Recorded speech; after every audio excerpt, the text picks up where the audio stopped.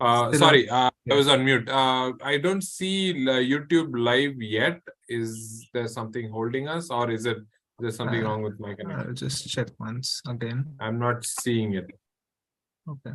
because we are giving out good information. Yes, people here can hear us. Yeah, I don't see it on. Oh, It finally it's coming it on. is it Okay. is on. Yes, yes. Okay, there you go. Okay, you might want to start. Sorry, people who logged in. Um, Hello, all. Welcome, everyone, to today's session. Sukrat, over to you. You can Yes, sir. start it. So, is my screen visible still? Um, Wait a second. Where am I? Yeah, I can see your screen. Yes, right now. Yeah. Yes. Okay, so I'll jump on to the first question. Before I do that, it's a request for whoever is watching this on YouTube. Feel free to post your questions on the comment section. We'll go back and forth. We'll see whatever questions we are missing out on.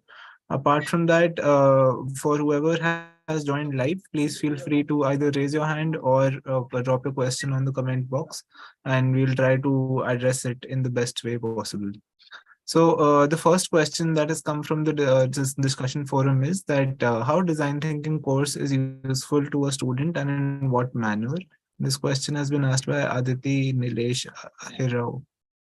Okay, great question, Aditi. Thank you so much for that. So, how is design thinking course useful to students? And I'm not going to specifically answer specific kind of students. Students in general is what I'm going to be answering for. I'm actually going to go back on what I said. I'm going to be taking section after section of students because it's easier to look at it that way.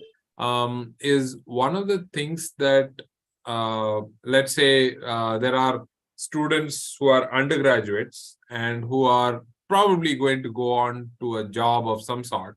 It doesn't matter whether they're engineering students, whether they're law students, whether they're arts, commerce, doesn't matter really. Somebody's scribbling. Nice. Okay, you might want to. I don't know how to disable annotation on this. Somebody's having a good time. All right. Thank you for the art. So in terms of usefulness or utility for the students, essentially you are looking at a skill that is let's go practical first. It is one of the key areas that employers these days, companies, these days have started demanding. They're not asking anymore. They're not requesting anymore. They're demanding. And I have been on both sides of the spectrum. That is on from the employer side, where they've asked, I have actually helped them get people. Also on the academic side, where I interact with and involve myself with, recruitment activities for students. I help them out get a good job. And there also I see that students with design thinking in their as a bullet point in their resume seem to be noticed and picked out a lot more frequently than people without that. Okay, so I see definitely the value in terms of resume value or curriculum vitae, CV value, definitely is higher when you have design thinking, not just as a course alone. That's of course it has weightage, but if you can substantiate or add a useful project experience along with this, with your course attendance. So NPTEL definitely counts as course experience, but along with that, if you can actually prove that you can take up a problem and solve it and make a difference, added a feature, made a prototype, doesn't matter, but you have that experience and you can talk about it in your interviews, in your cover letter, whatever, that makes a big difference to your employment. Okay, so this is very, very practical point of view. When you're ready to graduate, that's going to be something that's useful for undergraduate students. For postgraduate students, also, I have noticed it may come in handy in employment, of course, but it can also be useful if you are a research student. It definitely helps you in figuring out what to decide what kind of research areas that you want to work on. What am I saying? Research, design thinking, how are they related? So in research, if you're looking for a problem to solve, if, rather than just looking at a problem to solve, is it connected to an application which can enhance or benefit somebody's experience in real time, some human being that is involved? Then the kind of problems and becomes much richer in your research. So this is something that can help you as well. So these are the two aspects that your students will definitely be able to use. One is the employment, CV, resume. The second is in research, if you're a postgraduate or a PhD student. Okay. And the third one is more about leading your life. So this can be in general for whoever is here, and you don't have to be a student alone for this. But if you look at somebody around yourselves, it doesn't have to be some stranger on the street, but somebody that you care about, your friend, your classmate, your teacher, your professor, your HOD, or a security person in your college premises. Just look at them and see how to make their life better. Okay, we give this as problem statements even in our workshops. When I work with faculty or with students in colleges, I tell them, don't empathize with people exactly like yourselves, but see if you can empathize with somebody else whom you can relate to. This has a much higher value in terms of learning for yourself and improving yourself and your environment around you. Oftentimes you get frustrated saying, oh, I wish somebody were to take the steps to make somebody's life better. Why don't you be that person, is what that workshop really hints at, right? So we give scenarios like that, and they go talk to these people, empathize with them, and do something to make their life better. This is, again, generic stuff where it can help, but specifically for students, this is what we do in our workshops. Okay, hopefully this was something that is what is in your mind and is what it can be of benefit to you. In what manner? I think I answered that. That is, of course, do this course, take in whatever we have showcased in form of videos, as well as these interactions or live sessions, but also follow it up with a project that you think is an application of design thinking in real life. Okay, that's something that is highly beneficial. One thing is to learn the theory, the other is to put it in practice and learn from that. Sukrat and Shyam, the other TA of this course, have learned tremendously through application. So we would definitely prescribe the same thing to you as well. Okay, thank you so much for that question. Thanks, Sukrat. Thank you, sir. So the next question here with us is, I believe you have answered this briefly in the discussion forum, but I'll state it again. So for this question is by Vaishnavi. For multi-why analysis, should the first step be planning to solve the problems or asking questions based on the problem? Sure.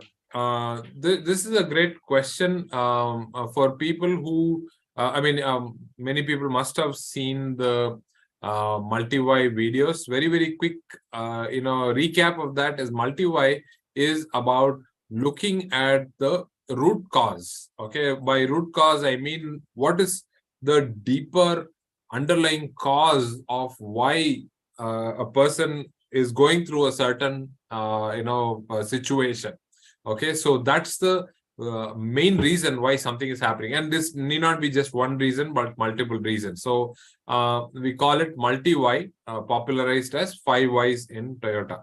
So the question, as I understand it, is that can this multi-why be planned? Do you have to look at the solution first and then get to the root cause?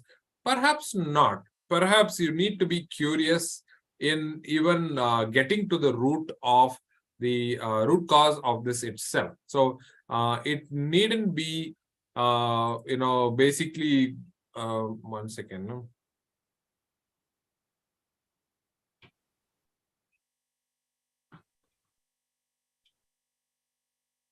Okay. So in terms of getting to know more about the situation that the customer is going through. That is the most important part in multi-work. Okay, there could be some solutions that pop into your head. It could be something that you may think of when you're reasoning it out. That's okay, just write it down. But your main goal is to find out what is bothering this person, what is really going on. Is what I see, is it the ultimate truth or not, is what your main focus is. And that's why we do multi-analysis. So if you want, and if you do arrive at a solution, you can go ahead and write it down. But we are not focusing on the solution right now. This is the analysis part. We try to be open-minded about what could be the possible reasons for all the stuff that's going on. Okay, so jumping to a solution is never a good idea, because in my experience, we always come up with a solution, but at a very, very high level. We don't know why they're doing what they're doing. So it may not actually solve the problem for them. So better we find out the root cause and then proceed with our solution. This has been our experience also. And that's why we have analysis in between empathize and solve, so that we get to know more about the problem itself. Okay, hopefully that's what I mentioned in the discussion forum, as well as and is a satisfactory answer to your question. Thank you, sir. So, yeah. So the next question is, the solve phase is a divergent phase, but what is to be done after the solve phase if many options exist? Very interesting question. So definitely solve phase is a divergent phase. By divergent, we are talking about the fact that we try not to limit ourselves to just one solution. Okay, oftentimes, in whenever we've been asked a question in exams or in tests, we stop ourselves with the first right answer. Even in our multiple choice questions, the first right answer we come across, we just mark it and we're done. In solve phase doesn't work like that. We try to keep our eyes, ears open, so that we can think of as many solutions as we can. So here, if you want, you can involve as many people as you want as well, from different background, and explain to them what is it that you're working on, and let them contribute to the solutions as well. Here we are trying to get varied kind of solutions and different kinds of solutions, and we keep grouping them. If you're working in a real live setup, face-to-face setup kind of situation, use sticky notes, those yellow notes that stick semi-permanently. Write one idea per sticky note and keep putting it up there. Ask people to look at it and generate more ideas based on that also. You can keep building on that idea, and several themes start originating. I don't think you can see my cupboard here. Once I was working on a design thinking project, and we were in solve phase. The entire wall was filled with ideas based on few people that I talked to, and then we tried to collate all those ideas. That's one way definitely to do that. Okay. Now, what is to be done after the solve phase if many options exist? So this question was asked before the test videos were released. So hopefully that was an answer to this question. In test, we do not have a lot of resources to make prototypes. So we keep in mind that we may not have resources for 2 or 3 prototypes to make. If you do, great, go ahead and do that. But usually we are constrained by resources, time, and the effort it takes to even make a single prototype. So our suggestion is to do 1, maximum 2 prototypes and see if that works for, and if you really identified the problem well, you analyzed it well, and if the solution really works for your user or not. Okay, so that will determine how many options really exist. How do we converge after a divergent phase is the limit on your resources. Okay, so that's, I think, similar thing I answered in my my response in the discussion forum as well. Thank you so much for this question. All right, thank you, sir. As far as you can see, there is no question in the Zoom chat or YouTube right now, YouTube live right now. So This is one of the corrections that we had to mention, sir. Okay. Uh, so there was a question called TRIZ is the theory of. These were the Mhm. four questions. And I believe the configuration of the question, the way it is in the portal, says that the correct answer should be only 1, 2, and 3. But as far as our understanding, it is all four of them. Yeah. So one is that it's on our, it's our onus to get it corrected. Good. Sure. Yes. Second is if you want to talk about the TRIZ theory and all of these things and how TRIZ contributes to all of this, you may take the lead.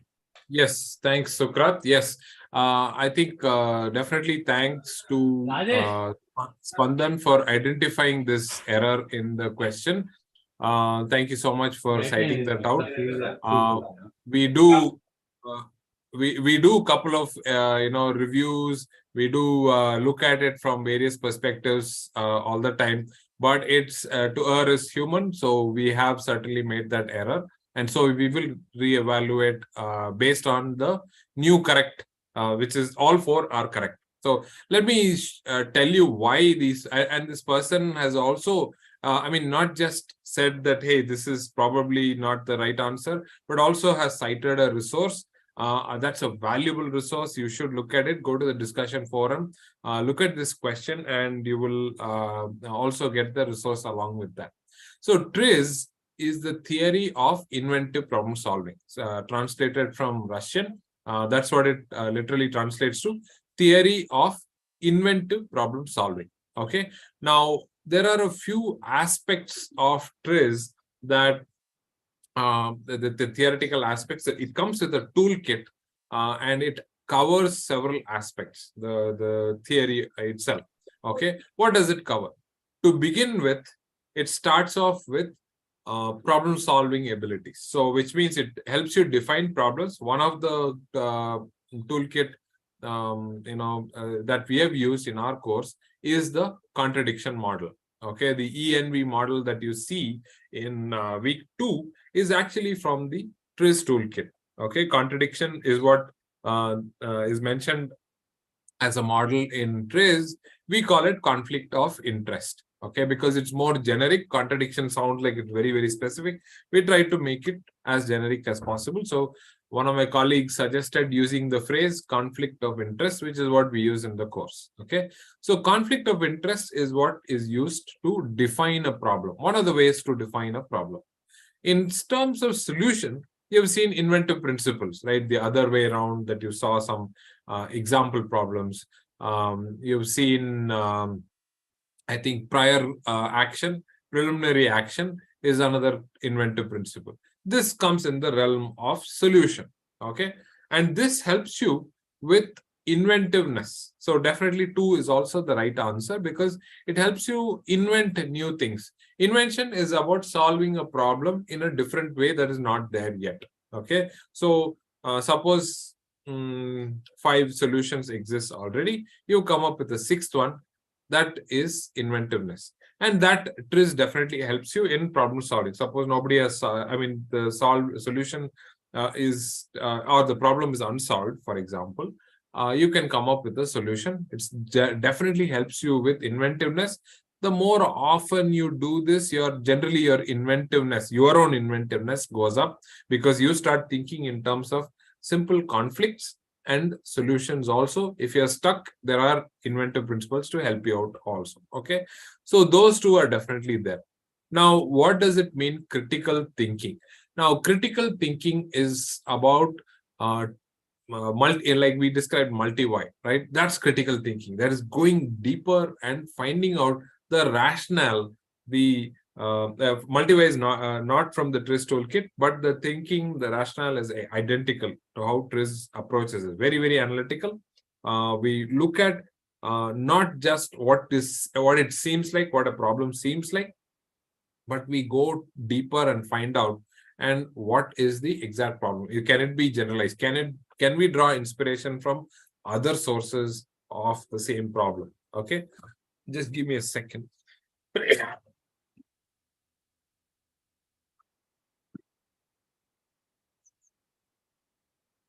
So critical thinking is also part of TRIZ. Okay, so we definitely we don't do that. We haven't covered that aspect in the course.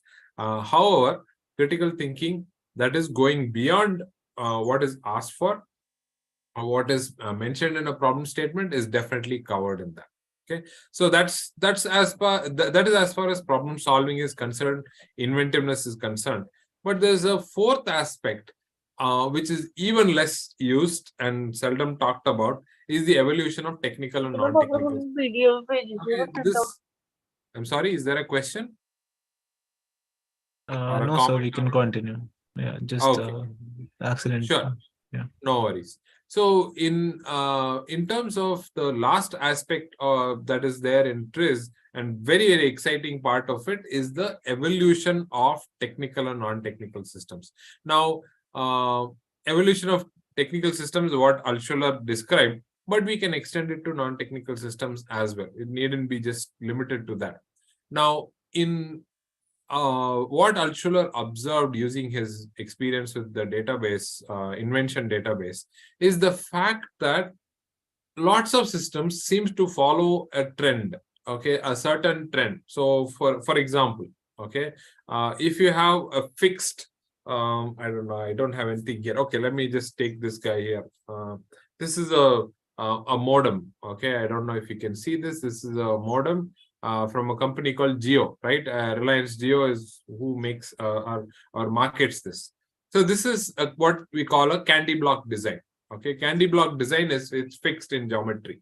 Now, it's often noted that things, inventions with this kind of a design seem to, and this is the trend of dynamism. Okay, it seems to develop one hinge first. Okay, saying that you will actually develop a hinge. Okay, like this, it will probably fold open and close. Okay, this kind of a design has already started coming in a mobile phone, right? So a mobile phone is, this is also a candy block design. The trend, the evolutionary trend based on observation, I mean there's no law to it, the based on observation says that this will develop a hinge, and there are foldable phones these days, right? Samsung has come out with a foldable phone. In fact, Samsung recently launched it, but they also did it way back in the 90s as well. It did not hit the mark. I mean, it hit the market, but it didn't catch the fancy of the market back then. So they stopped production, and then now they've relaunched it again. But that's the evolutionary trend. Evolutionary trend also says that it will not stop with just one hinge, but it will have multiple hinges. Okay. I don't know if you've seen these trifold wallets. So wallets used to be just one candy block design, and then they have my wallet is one hinge, but there I used to use a wallet with a excuse me, my throat's very dry. I don't know for what reason. A candy block design followed by one hinge, and then followed by two hinges. So I used to have a trifold wallet. Now it goes on to say that the evolutionary trend goes on to say that it'll become completely flexible. So like a Taylor's tape, right? So the measuring tape is a completely flexible one. So you had a ruler which was a candy block design. Full. I don't have a ruler unfortunately, but you can imagine that it became one hinge, then multiple hinges that you can put it in a pocket, and then it eventually became completely flexible like the Taylor's tape. So, and then the next part of the trend says it will become solid, liquid, or gas, and finally it will become a field, is what Altshuler derived. This is just one trend. This is a trend of dynamism. There are 8 such trends that he came up with, and this, with a little bit of imagination, can also be applied to non-technical systems. Okay, so there's no, like for example, one person does one job in a company. So this is HR, obviously. Can they do one more that is flexible? So you're adding a hinge in one way that you're able to get this person to be a manager part-time and a contributor another part of the time. So right, so that's basically adding a hinge to it. And then in a startup, this person does the CEO's role, the CFO's role, and perhaps some sales as well. So now we are adding multiple hinges to the same personality. That's also universality, by the way, in terms of risk principles. So it's very, very exciting. You should look up evolution of technical trends in TRIZ. It's very, very interesting. But those are the aspects we don't cover it here because it's not directly relevant to our field here, design thinking, because we focus on generating solutions and seeing that. But if you do design thinking again and again on the product, you will realize you will need to know where the product is also, what we call the voice of the product. So if design thinking is about voice of the customer, the second aspect of it is voice of the product, and where they interfere, not interfere, where they intersect is the exciting part, because we give customers what they want and the evolution of the product goes in a certain direction, okay, which is predictable. So that's the premise around these evolution of technical systems and even non-technical, like I demonstrated with my example. So a long story short, we will correct our error here in this question and we will reevaluate this assignment. Okay, so if you have selected all 4, good for you. If not, I think you get partial marks, right? Sukrat, correct me if I'm wrong. Yes, sir. Okay, great. No, this one, although this one was an MCQ which had given options, option 1, 2, 3. So yeah. This is a single select. So if they Okay, selected this is a single option select. D, they would be graded some marks. Okay, got it. This is not an select all that is correct. No, Okay, not this one. is the, you've given 1, 2, 1, 2, 3, Combinations and 1, 2, 3. of options. Yes. Got it. Okay, so if you selected that 4th option, like Mr. Spandan Ghosh, then you will get full marks for that. Okay. Okay, so thank you so much, Sukrat, for bringing this up, and I think this is valuable information. Okay, sir. So the questions on discussion forum, whichever questions were unanswered, have been taken care of here in this presentation. Although in the chat we've received a question from Mr. Rohit Markan. Okay. He's asking, sir, how can we start design thinking for MBA students? Sukrat, you can speak from experience. Okay. Okay, Sukrat has an MBA from a very reputed college called Symbiosis Institute of Management Studies.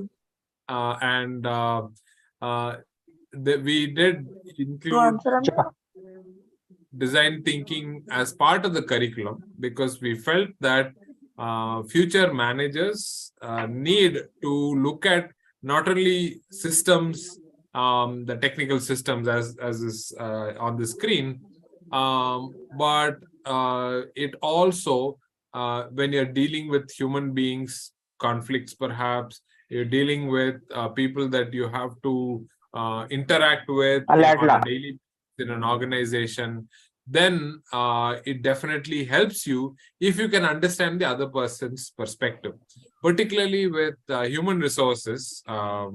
Sukrat's colleagues in the human resources, they also use human-centered design or design thinking to make the onboarding experience. I have helped an organization, make their onboarding experience for new candidates into a company easier by looking at the whole their experience.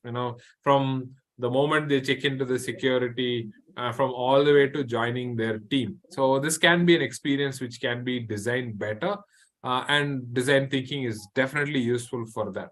So for MBA students, the philosophy is no different, but the case studies will be very different. The cases that if you are going to teach design thinking, I'm assuming you are a teacher who's asking this. If it is so, then if you're going to teach them, give them case studies around real situations from companies, or if they have been interns, like some of the students that I work with have already interned with a company, then I ask them to bring real cases and let them work on those themselves.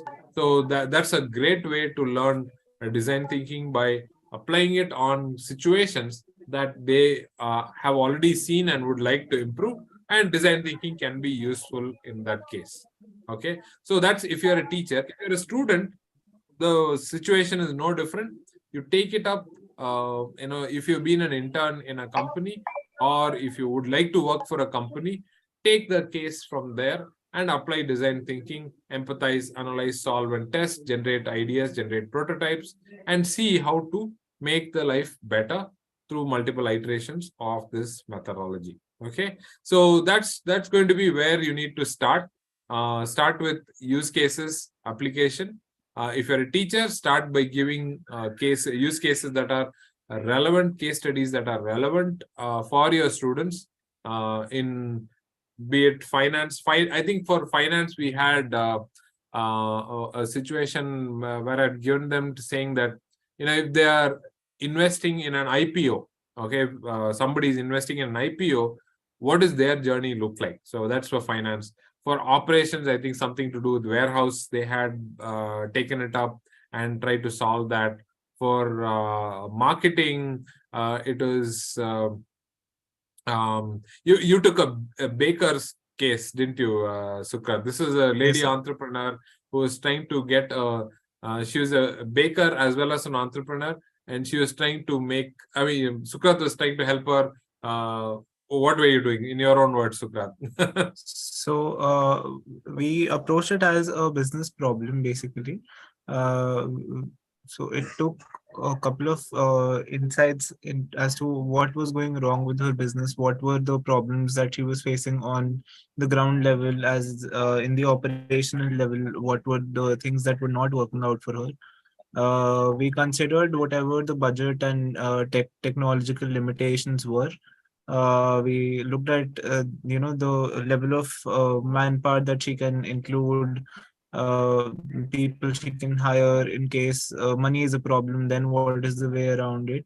So by empathizing on various different levels, we came up with a final solution, which was to automate a lot of stuff, but in a very non-complicated manner, because she was the only person basically running it. So considering it was a one-man show, we had to modify the solution as per her exact requirements, and that is what we did as a solution. So that was it. Sir, another thing, in fact, I'd like to add here. So this question was for the MBA students. Now, in case, so as far as I know, all the MBA students keep getting a lot of competitions and case studies as part of their curriculum, or generally colleges force them or encourage them to take part in a couple of competitions. So there also there will be there will be a chance for them to practically apply design thinking, because in my experience, applying approaching the problem in the manner that we talk about in the video lectures, or just as design thinking as a concept, will actually help you solve the problem in a manner which will be, one, different, and two, maybe more effective than what the generic solutions will be. So this might help the students in that case. Yes, that's a great idea, Sukrat. That is the competitions that MBA students have to take part in. Many colleges get this from various companies also. Companies are looking at how do they, sometimes they explicitly say use design thinking to generate ideas. In some cases they don't, but you could, even if they do or don't, still use design thinking's constructs to help you with that. With the identification of the solutions, right solution. That's really helpful. Thank you so much for that solution, that idea. Another thing that came to my mind was also the fact that there are case studies as well as caselets on some journals. The most famous one is Harvard Business Review. If your organization, your academic organization, or your company has access to Harvard Business Review, and I believe for educators, you particularly if you're a teacher or a professor, you get a free sign up. and just check the terms and conditions. I'm not sure. I have a license. If you do, you can use those cases in class. There are certain cases, there are certain conditions for that, but if you satisfy those, you can use those cases that are available on Harvard Business Review or similar. I'm not saying that's the only journal out there. There are many other journals also available. You can always look it up and use that in your class as a case. So those are some things that many professors do. I know my colleagues do that. Yeah, so those are the ways, some ways in which you can get started. Thank you, sir. Rohit, Yeah. if you are happy, or if you want us to explain further, let us know. Since you're part of the Zoom chat, Zoom here session, we can certainly do with some feedback from you, whether you're a student, whether a teacher, what is it that you're expecting? Is it in line or not?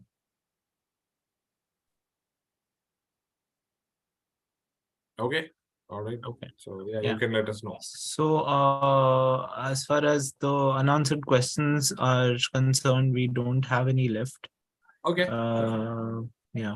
So I request whoever is watching this live stream or is on the call, in case you have any questions or any doubts, please raise your hand or drop us a message on the chat or the comment box, and we'll be more than happy to address them right now. Got it. So, Sukrat, you want to announce the exciting news of our workshop? I think you should do it. Okay, got it. Thanks, will do. So, as many of you already probably know and have responded to this, thank you so much for responding to our request, is the idea that we will have a workshop in April. The first week of April is what we've identified as dates for our workshop, where we will meet face to face. We are definitely thinking IIT Madras if there are enough takers, if there are enough signups for IIT Madras, and Pune, where this is where I live right now. So Pune is also another place where we can host you and have a face to face.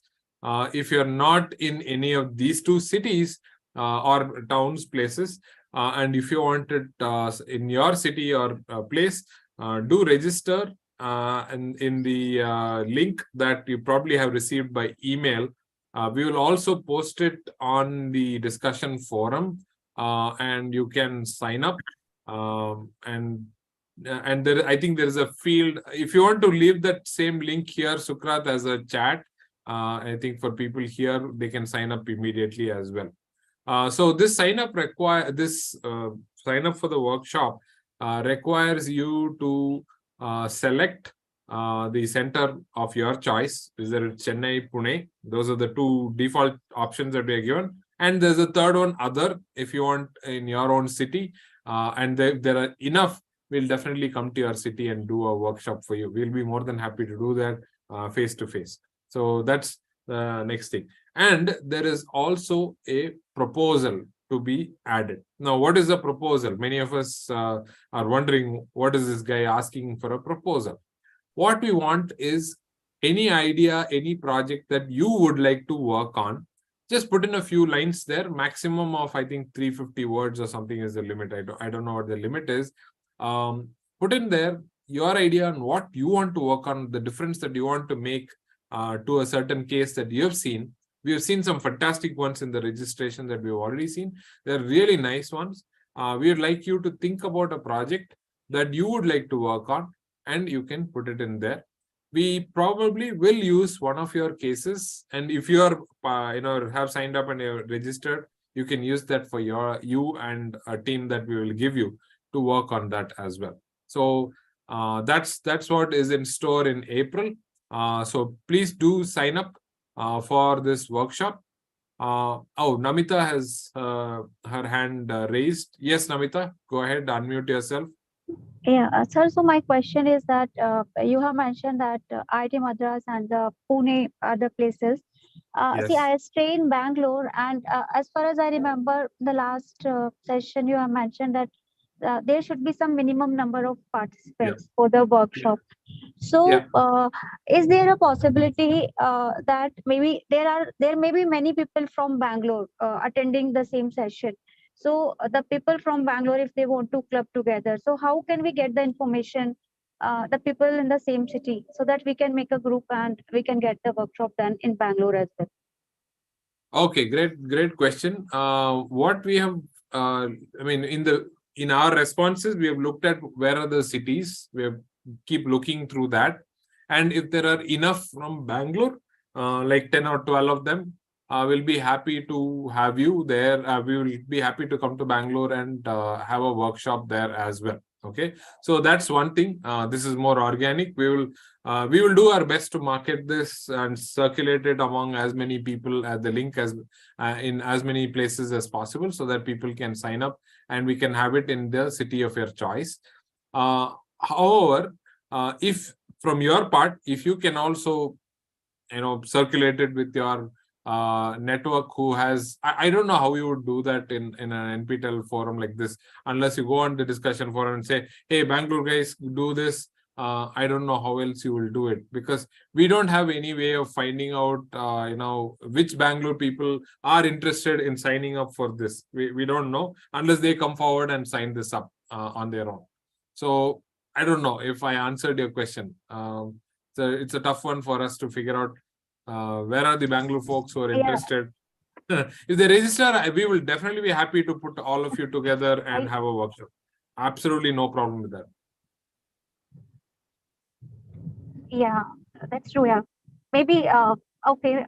Because I don't think that there is some common place where where I myself can see who all are there from Bangalore. So that at least I can have one-to-one asking that if anyone interested in such kind of workshop. I know what you're saying. Yeah, exactly. Yeah. So we will do our best in marketing it. Within the NPTEL places, we'll send out notices again and again and get people to sign up. That's on our part. We will definitely do that, and we'll also keep a good eye on who are all signing up from which cities. And if we see more from a particular city, we'll definitely have that. We'll send out a separate one to them and say that, hey, we are going to come to your city also, sign up. So that's something that we can do straight away once we see the signups. Sukrat, any thoughts from you on what Namita just said? So, yes, sir. In fact, we can put a citywide filter. I believe NPTEL has that. I mean, given the responses that we get on the forms, Okay. There is a possibility that we can filter out a specific city or nearby places. So if anything works out irrespective, we'll be notifying the learners as to whatever is finalized, because it is still at a very early stage to comment as to whether we can hold a session somewhere in a specific city or not. But yeah, for sure. I mean, we are going to try and make it happen, because the whole point of our subject is to have a good workshop and get some hands-on experience. So we, in fact, are more excited than the learners to host a workshop. So definitely, if something happens, we'll make sure that you don't miss out on it. Yeah. I actually, Sukrat, valid point. We would like to have face-to-face for sure. 100%. We are 100% serious to have a face-to-face workshop. But in case there are not many people from your city and you would still like to be part of, I don't know, the Chennai one or the Pune one, you can always log in online and we'll give you a team that you can work with. Okay, so it will be a hybrid mode.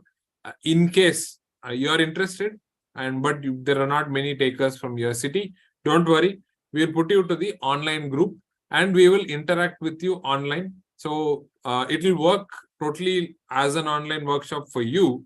However, all of us may be there may be people face to face with us as well. So we will address, this will be a hybrid. It's an experiment of sorts. I've never done hybrid workshops before. I've done fully online or fully face-to-face. So it will be a prototype of sorts in one way as well. So that's the last alternative.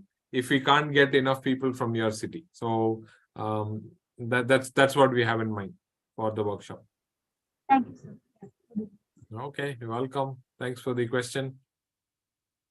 So that's interesting that Sukrat says that we'll try to see if we can slice and dice. I think we know already where you in your registration. I think you must have mentioned where you are from. So we will slice and dice the list registrants. And here we don't even expect that you're signed up for the exam, you have to get a certificate. No, as long as you're registered for this course, you're eligible to apply for our workshop.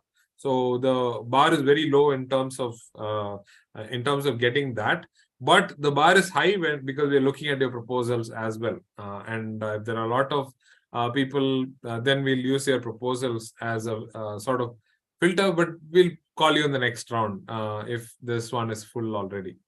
But that is a problem we'll solve later. First, we'll get the registrations up. So request to people who are here on the Zoom or are watching on YouTube is to take this link and give it to your friends who are or colleagues whom you know have signed up for our course, either this time or in the previous time. Ask them to sign up for the workshop as well. More the merrier.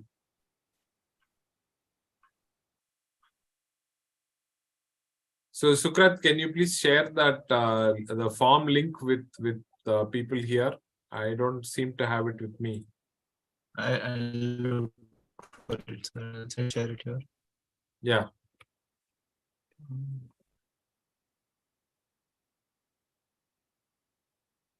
Okay.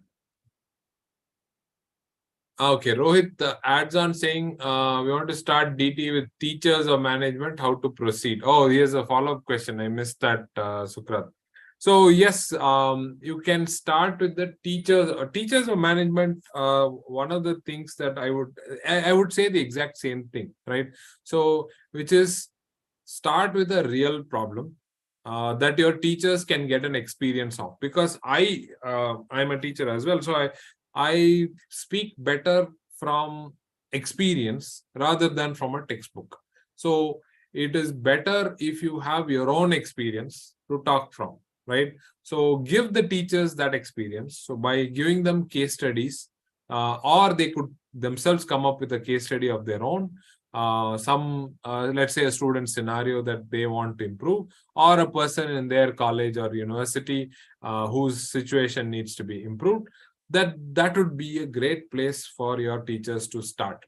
Okay, so give them these cases. If they can't come up with this, or you can't come up with a scenario for them, you can use the journal cases that are one of them I mentioned, Harvard Business Review. There are lots of design thinking cases that one could use. For example, recently I came across design thinking and AI, I think, artificial intelligence. So this is an interesting case. You can give it to the teachers and see how they use that as a case study. So there are several. I mean, I just whatever came up to the top of my head I gave you, but you can give as many interesting cases as you want. And that way, at the end of it, the teachers come up with an actual solution, an actual prototype by applying design thinking to the case that they have been given. Okay, it's an actual workshop. Then, when they go back to their class and they teach their students design thinking, they can use the case that they had. Of course, if you do it multiple times, it's better. Don't take the first ever case that you worked on and use that as an example. It probably will not be refined if that's the first case that you worked on. So try to do it multiple times. That will be the advice I give to your teachers as well, is to do this, apply this method multiple times for multiple cases, and you develop your own sort of portfolio cases. And that way you're very confident to speak to your students on what design thinking is, how is it applied, and what are some of the learnings that you personally have had in applying the methodology. Okay, each teacher might have their own experience, and they can talk about it in a lot of confidence to their students, because students will have a whole bunch of questions or a whole bunch of places where they don't do very well, and you can really guide them extremely well, because you're now experienced with a handful of case studies that you have worked on.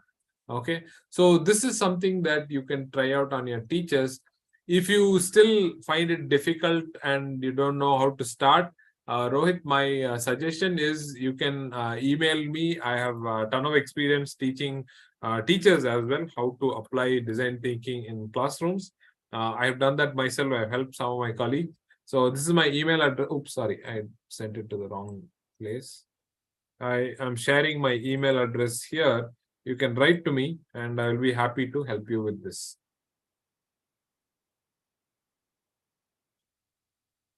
Okay, so that's what I would suggest. Okay, so anything more, Sukrat, or in terms of questions? Good evening, sir. Hello. Yes, Srinidhi. Yes, please go ahead. Sir, I am a beginner in this course, but I am an architect. So after learning this course, I found it is a way of life. Design thinking is a way of life. So Okay. I have a small doubt, sir, from the fourth week lecture. Like during the test phase, if I come to know, whereas it was on students' assignment and all, so during the test phase, while I am testing, I come to know from someone that there is a similar app coming up. Like in the fourth lecture, it was a Moodle. So do I go there and after the test process, everything has got over, when I'm doing the iteration, do I go check back with the new app and then work on it or collaborate it? How do I go about in few cases? Even in product designing, we have such problems, no, sir? Sure, So, sure. so Yes, how do I go about it, sir? Great question. So the question is, in test phase, suppose I learn that there is certain feedback from my user, or the fact that there are parallel or similar apps that are already out there with some problems in it. I see that. What do I do? Okay. So design thinking is a very, very iterative kind of approach. What is iterative? We go back and forth with the steps. Although in the course, I show as if it's a linear process: empathize to analyze, analyze to solve, solve to test. It's actually very, very iterative. What you learn in the next step, you can actually go back and verify also. This needn't be only limited to test. It can actually also be, say, suppose you learn something and analyze and you're not sure whether your user is facing that or not. You can always go back to your user and verify that in basically empathizing again. Okay. Or if you've come up with an idea, you're not sure if the analysis is right, you can always go back and check. If you have developed a prototype, you're not sure whether this is the identified problem. Was it correct? Was it my user? Which user was this? You can always go back to empathize or analyze and come back to test and fix that. So it's a very, very iterative, incremental kind of methodology. You can keep adding to that, keep tweaking. So you can always go back and change anything you want. There is no nothing limiting you or stopping you from the fact that you can't go back to this. In fact, we suggest that you iterate as many times the entire. So if you have come to test, you have a prototype, you're now taking it to your user, you are empathizing again, right? Think about it. You have a prototype, you're going back to your user and seeing what is it that they are going through. You're actually empathizing again, right? So that's the second iteration. Then you see, oh, this person has a problem. They're not clicking the button I thought they will click. Or you're an architect, you say, I am no architect, but I'm saying, oh, I want them to use this door, but they're not using it in my prototype. They're just glossing over that. There is a problem. I need to make the door useful or visible. That is a problem. Now, why didn't they see this door at all? You can question that. Because it's tucked away in a corner. Oh, that's why. And then you come up with a solution for that. And then you fix it in your prototype, in your design, in your prototype, and see that it is now more useful and more detectable for the user. Okay, this is my weak attempt at architecture. I am no architect, like I said, but the essence is that you learn from what the user is reacting to your prototype. That is the key in this. How do they react to this? Many a times we make some experiments even in the question papers that you see, and some of it doesn't work. We think select all that apply is easy to work, but sometimes it's not obvious. some questions we think is very obvious, people don't get it right. So we go back, Sukrat, Shyam and I discuss saying that question was really a googly, okay, to use a cricketing term. It didn't work out so well. So we take that as feedback. Users didn't sometimes, I mean, this time Mr. Spandan Ghosh pointed it out, but sometimes users don't point it out. We try to infer that ourselves. So its onus is on the design thinker, the problem solver, to look at what is it that is working and what is not working, and try to use that in the subsequent iterations as well. So hopefully that has been of some use to you, Srinidhi. If not, please let us know if you want me to clarify something. Yeah, thank you, sir. It helped me. Thank you. Okay, thank you. Thank you so much. Okay, looks like we are out of time, Sukrat. It's 5 by my watch. Thank you so much, everyone. Thanks, Sukrat, for being the good host that you are. And we will see you in the next session just before the exams. That is going to be dedicated for the exam alone. And in the meantime, your points about workshop is noted. We will definitely circulate it many times over, and to get your registrations. And we will try to make sure that you don't have to travel too far, but we will still have a face-to-face experience. We will try our best to do that. Okay. So thank you so much, everyone. Have a great evening. People who are watching the recording, if you have any question, let us know on the discussion forum. Okay. Bye, everyone. Thank you so much. Thanks all.